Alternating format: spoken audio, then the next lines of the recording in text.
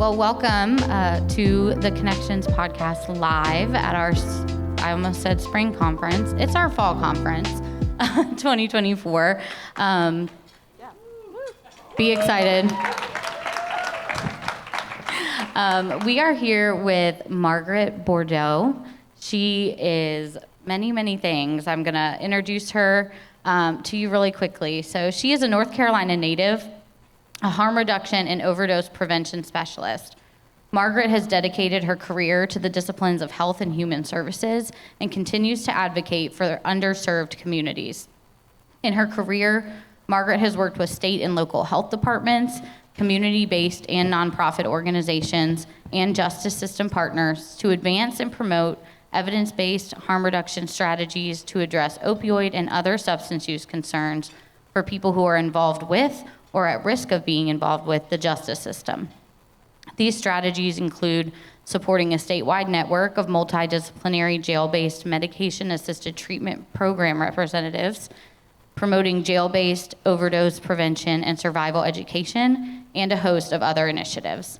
Margaret, who has a lifelong passion for learning, has studied sociology, psychology, public health, prevention science, and healthcare administration, and she graduated from Shaw University with the Bachelor of Arts in 2017. Welcome, Margaret. Thank you so much. We're so excited to have you. There's a lot of things here we talked about. One of the things that you do is you are a consultant with the Opioid Response Network, which has funded some of the work here at APNC, but tell our audience and our listeners what the Opioid Response Network is. Thank you so much. So the Opioid Response Network works with communities. It's SAMHSA funded. Really excited to move into, our new year. I've been working with ORN for a couple years now. Started off in the Black Communities Work Group, and now I'm working with the Health Equity Work Group.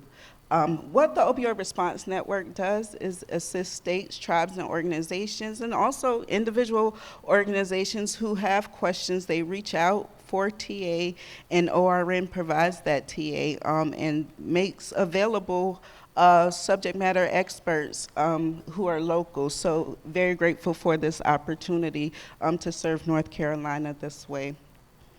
Again, local experienced consultants in prevention, treatment, recovery, and also harm reduction to address the opioid crisis and also stimulant use. The Opioid Response Network accepts requests for education and training, and each state or territory has a designated TTS team of technical assistance advisors that help connect consultants to the work that is done on the ground with organizations such as APNC.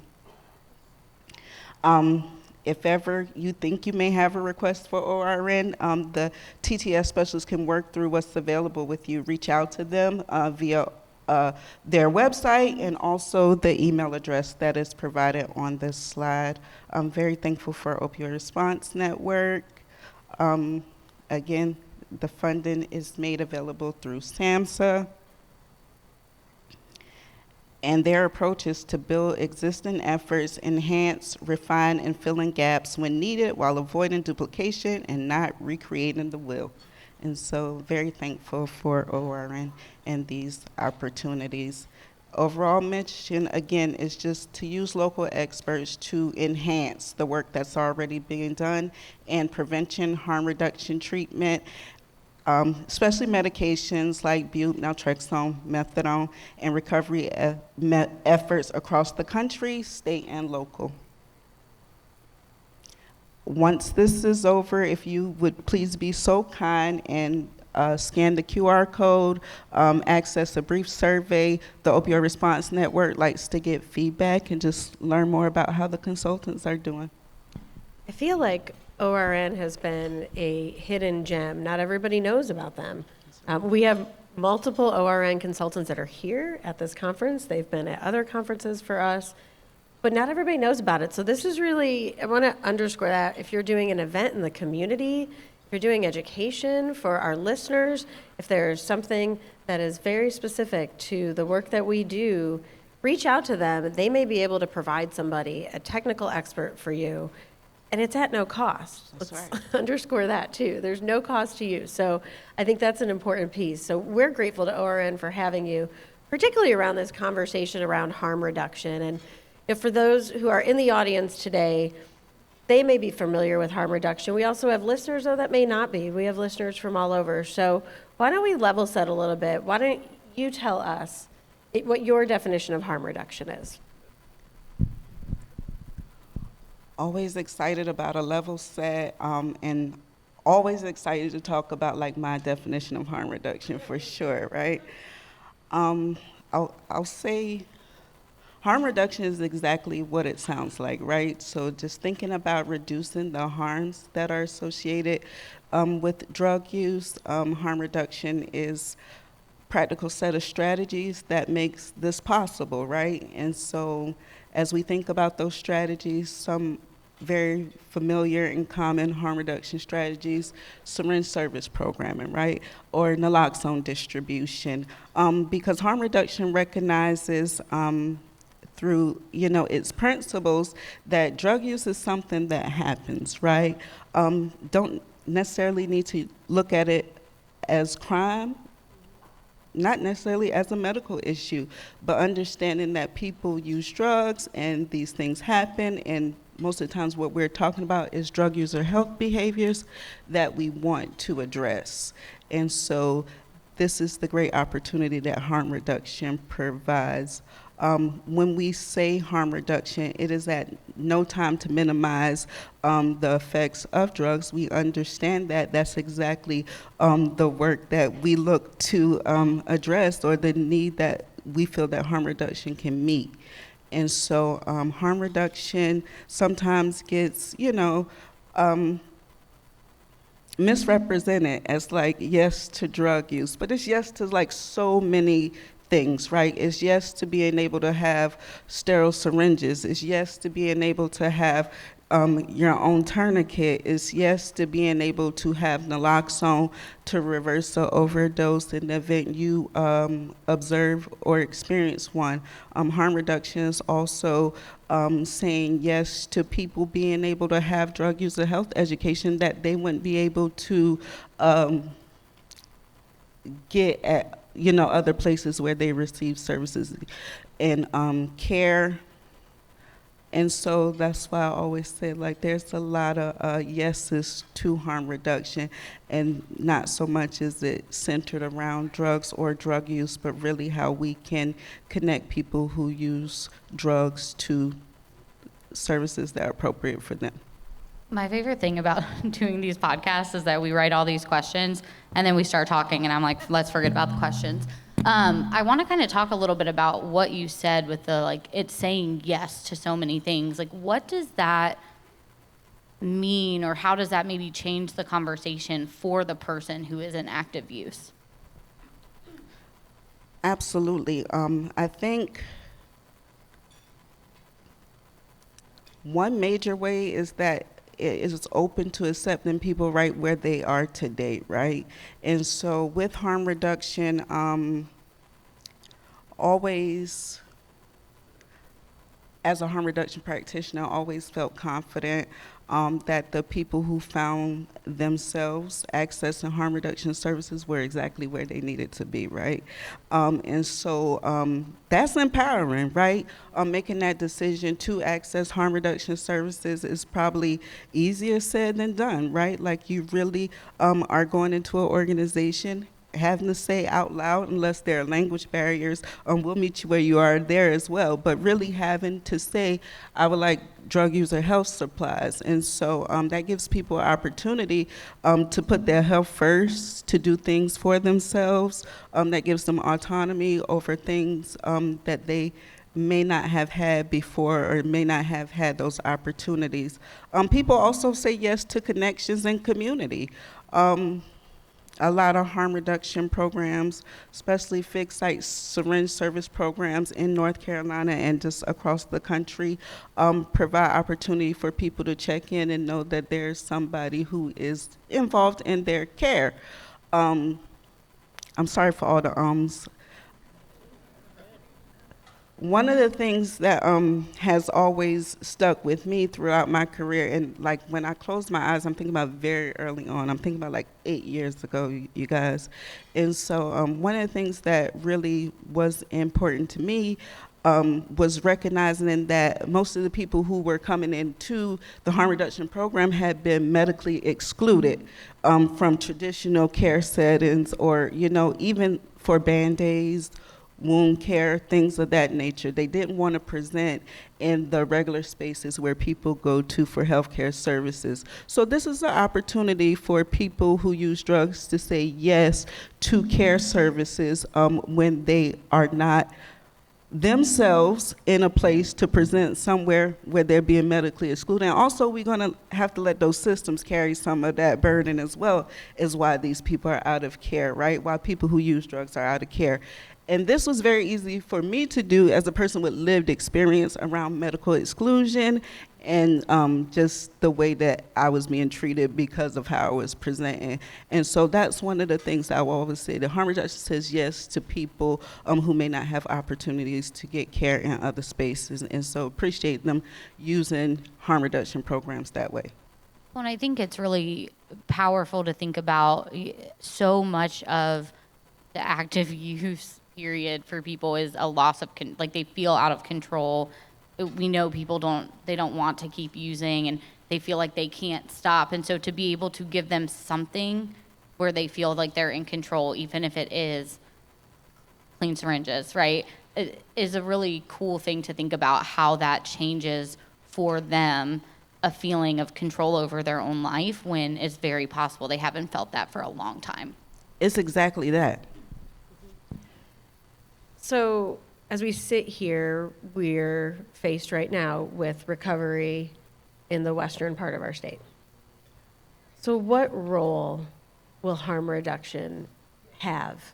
And what role do we need to make sure harm reduction plays as we work through disaster recovery efforts, post-Hurricane Helene? Absolutely. And so I think one of the amazing ways that I've seen in, the last month or so is just the way that harm reductionists have been advocating for the needs. And again, these are very specific needs now for people who use drugs in Western North Carolina. So just make sure that they're not left behind, because we know our traditional efforts of, disaster relief aren't going to be always looking at people who use drugs. But there's lots of reasons why we should do this. And so this will be one of those opportunities where I get to tell one of those stories that changed me forever. As I was coming into harm reduction very early on, I'm from Eastern North Carolina. We experience hurricanes a lot, right? And so I got a call from the ED for the organization I worked at, and he said the director of the LME MCO had a task he wanted us to work on and just really connect with all of the shelters in the area to see if they had naloxone, if I could come by, show them how to use it, and if they would take some. Everybody didn't take us up on the offer, but the people who did were really nice, and I was really thankful for the opportunity. But with that was also some education I was given, and it was shared with me that during Hurricane Katrina, when everybody was together in those spaces, saw a lot of opportunities of re-engagement with drug use, relapse, and a lot of dangerous things can happen for people. So this is something that I always considered moving forward. And so as we think about things that are happening in Western North Carolina today, just understanding that this is a population that people who use drugs are already at increased risk of overdose, right? But some of these things just became way more difficult for people to access, and just thinking about how people get drugs, like everything is really different. And so I've been impressed by the advocacy, making sure that the people who need it the most have the services they need. This is around medications for opioid use disorder, being innovative, thinking outside of the box, right? Thinking about ways, again, mutual aid. That's how I should have started off the question. Seen some really fantastic things around mutual aid. What I can say about harm reduction programmers is that, again, it's our job to understand that people are just way more than like the substances they use, right? And just meeting people where they are, sometimes in active use, sometimes in chaotic use. The ways to say that even though everything is not right in your life right now, what can I give you right now? What are some immediate things that you can to take care of yourself? And I think all of that is just showing up in the way that harm reductionists have responded in Western North Carolina. Also, I would like to plug that one of the earliest syringe service programs in North Carolina was established in Asheville. And so now known as WNCAP, formerly known as NEPA, and so to say that, you know, I'll say we're very grateful that I know that there are experts who are already in that region who were ready to get down and dirty, roll their sleeves up, and do the things that they know are appropriate. And so we're seeing all of that happen now, and still a lot of opportunity to really help those folks. But just it's been encouraging to see all of the efforts that are happening now, because it's so easy for people who use drugs to get overlooked. You mentioned that some of the work you do with ORN is around health equity, and how does that show up in your harm reduction work? Like, we know that the Black community is facing higher overdose rates. How can harm reduction be maybe tailored to reach communities that are very much being forgotten on sort of the mainstream scale? Absolutely. Culture first is going to be the best approach there. And somebody who's been thinking about equity considerations and harm reduction for a very long time now, right? Like, make no mistake about it, that's who I've shown up as from day one, right? I believe if you are not at the table, you might be on the menu, right? And so noticing that there wasn't a lot of representation there, it became something that I said, I'll learn. I'll see what I can do, see what is helpful. And it's exactly that. As we learn about cultural humility, and as we move into, like you said, communities who may have been overlooked, I think one of the first things we do is reach out to those communities, ask them what's going on, ask them what the culture has been for them around drug user health, get to know what they've been doing so far before we show up, right? How have these groups and communities been surviving outside of the resources and services we bring in? Because what we bring in only enhances that. And so if we come into communities with that understanding, that is what is helpful. And this, I'm ministering to you all the same way I minister to myself. There's been a lot of groups that I haven't been a part of that I have provided harm reduction services to, and it's really just, again, getting to know people, meeting them where they are, and understanding sometimes the things that make us different are the things that are truly important to how we recover or how we access wellness, health, and care. Again, we understand that for reasons, and it depends on who you ask, right? And we think about Black men, especially of a certain age, are oftentimes medically excluded, right? And some people say, well, they don't go to the doctor, you know, they don't, whatever that means, right? But understand that this is also a population who has the increased risk of overdose. So again, it goes back to that point where harm reduction programs can do that valuable thing that I've seen harm reduction programs do to other vulnerable populations and communities of drug users, and just really connect with people where they are. Again, like I said, when I first came into this work, if 10 people came into the SSP that day, 8 of them were white men, right? And I was cool with it, right? It was okay because it was understanding that this is something that was impacting that population. This is something that would be helpful for them. How could I be here to provide those services? And again, talking to them, getting to know them, understanding where they were coming from, what they had available already, and then what I could offer. So one of the things I think is really instructive about this podcast, and that we have a room full of experts here with lived experience that do this work as well, is you work with a lot of individuals that do harm reduction services, and they see a lot every day. And now you add, a hurricane and some of the trauma. So for both our listeners and everybody in the audience, how can we support our harm reduction specialists, and how can we support each other in this work? That's a great question, and I appreciate it. Yes, so going into harm reduction, just, especially as, our nation is within the overdose crisis, and like you said, the devastation from, weather events, and seeing a lot of despair, right? And just showing up in a lot of ways. And again, not all people. Some people come to harm reduction services, they got everything they need, they just need a syringe, right? Or they just need a tourniquet, and being able to provide that to them is incredible. There's also a lot of people who are coming to that program and a hug, compassion, no judgments, right? One of the ways that I've been able to practice harm reduction this long, I didn't think I was gonna make it this long, y'all, like this is for real, right? Is being able to just say, you don't even have to think that long and hard about it. I'm an overthinker.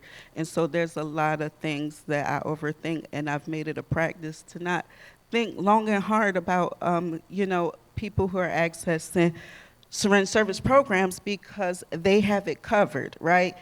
Understanding that harm reduction was created to address a need and a concern that was in a group of people who were just vulnerable to, at the time, HIV/AIDS, right? And now it's different. We think about overdose, or we think about some of the other challenges and concerns, but understanding that harm reduction was created just for that reason, right? So that people who needed it the most would have a safe place to land.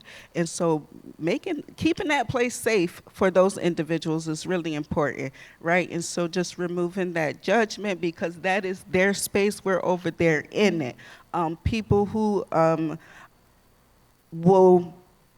everybody's not pro harm reduction, I get that, and my message to them and my message to everybody is, please allow the harm reductionists to do it, right? Please allow the people who understand and are compassionate and are willing to serve people this way do the work. And so I always say, just like compassion, understanding, and don't think too long and hard about it, because this may not be where you will show up in the work, but allowing the people who can understand and are committed to being there to do the work.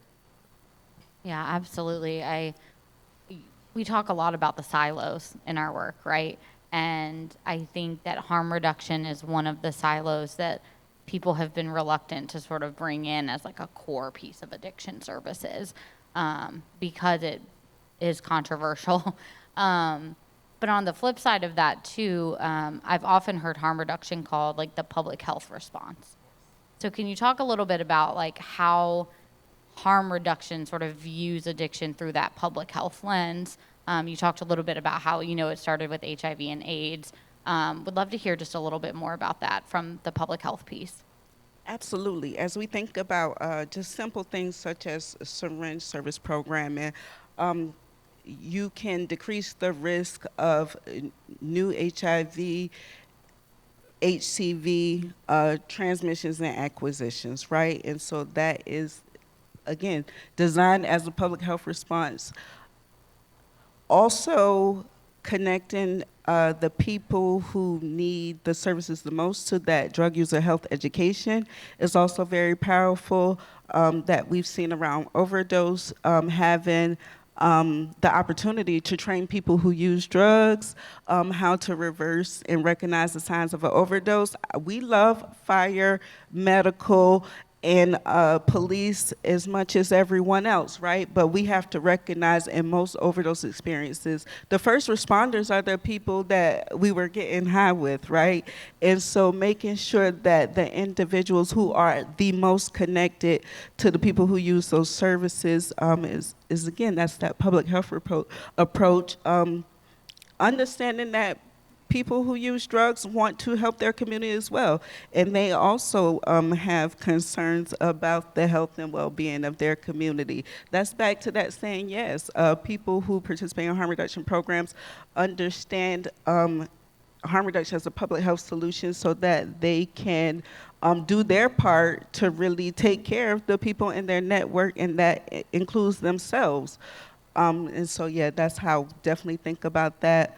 One of the ways that I've appreciated looking at harm reduction as a public health approach is just a simple way to say anybody in our community can take place in these services, right? And so thinking about harm reduction program in the same way we think about vaccinations and think about other ways that we understand as a population, like we all can do our part to keep our community safe. And so that is one of the ways that I always come back to harm reduction as a public health approach, because harm reduction is something, if done right, should be able to all members of a community to take those proactive steps towards better health outcomes. Well, and I think you remind us that everybody has a story, everybody has a reason, and to listen. That's one of the first things, is just listen and be available. Yeah. We have a few minutes for questions. Does anybody have a question for Margaret from the audience? So for our listeners back home, we're taking some questions from the audience at the conference. So we will take a moment. Don't be shy. Oh, right there. It's working. Here you are. How many times is a person allowed to come get syringes, naloxone, et cetera? As much as they want to, anytime the program is open. Absolutely. And so that's, Lauren Garvey, ladies and gentlemen. Listen.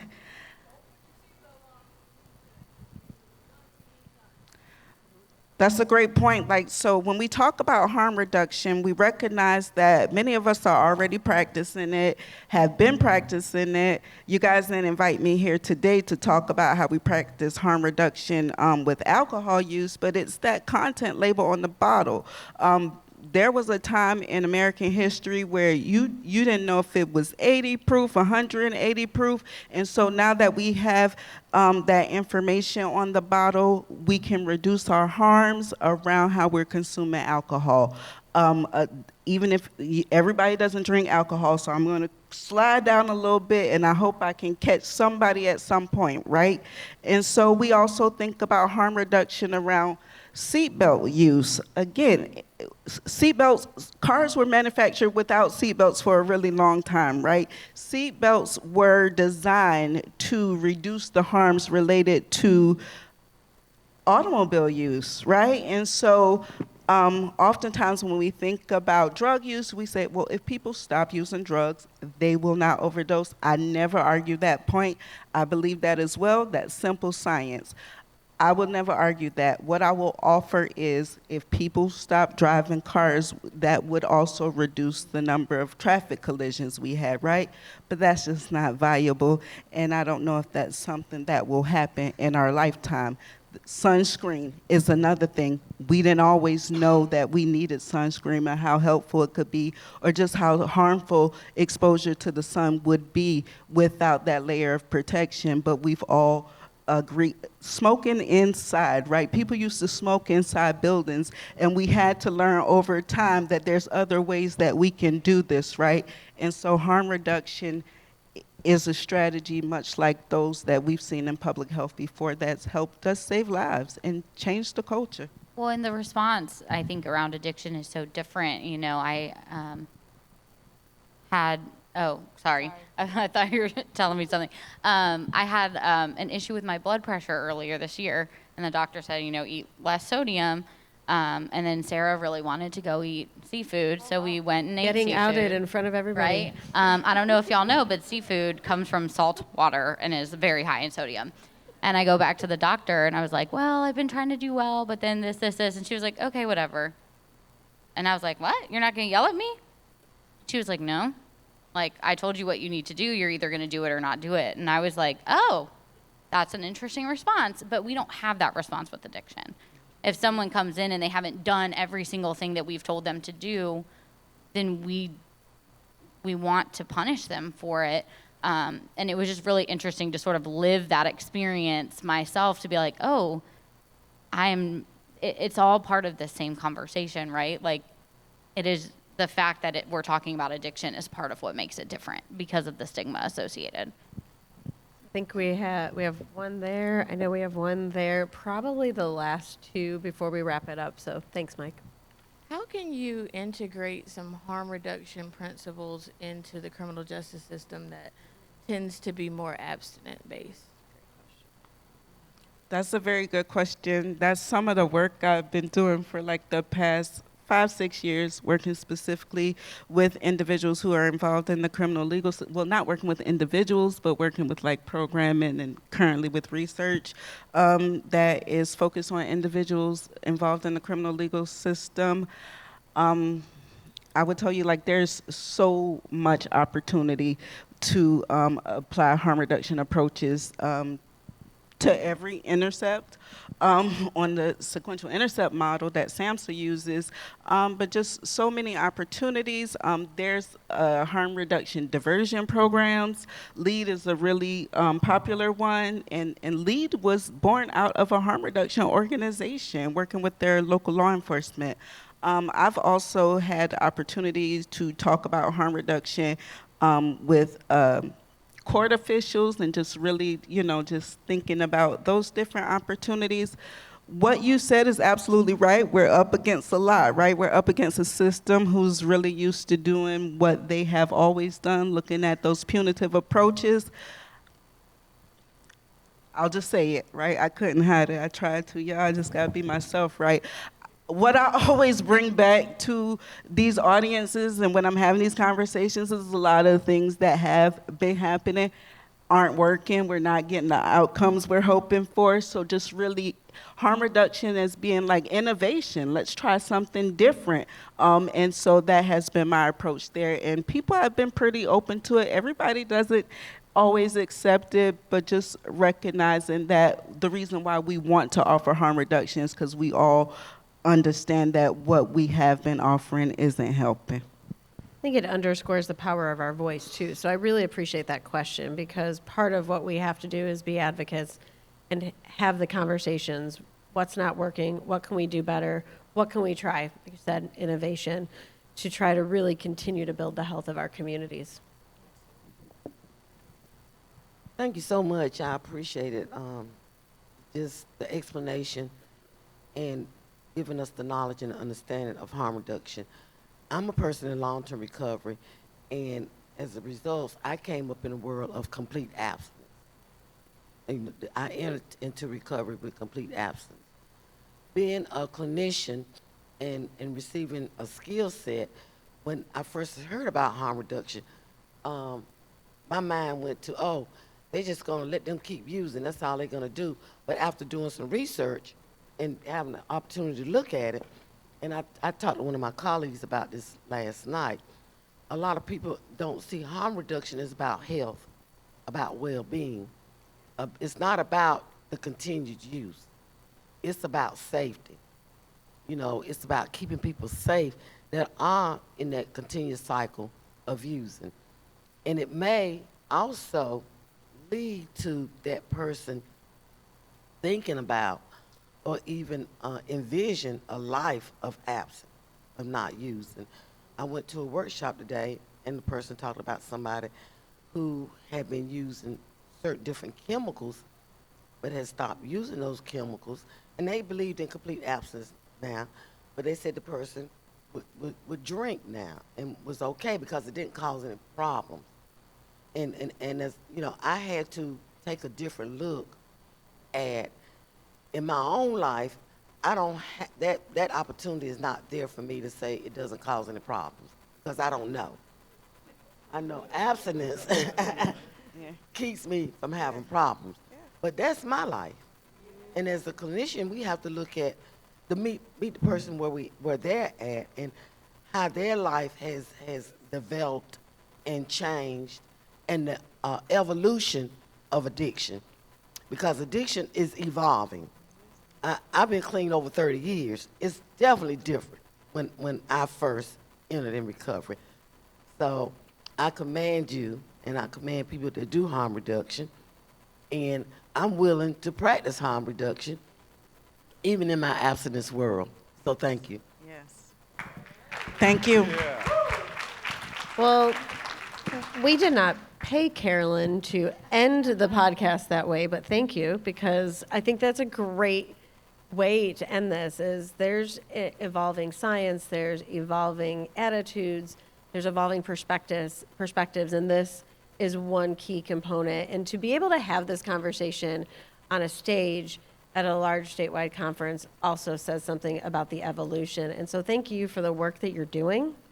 Thank you for being here and willing to share your story and your life with others to help them get better. Awesome. There is a QR code still up on the screen. I want to see some phones up scanning it so that we can get those evaluations in. ORN, their funding relies on these evaluations. So the more evaluations we can give them, the more they can continue this funding, and the more we can bring awesome speakers like Margaret back to the conference to have these conversations. So we appreciate you helping us out with that.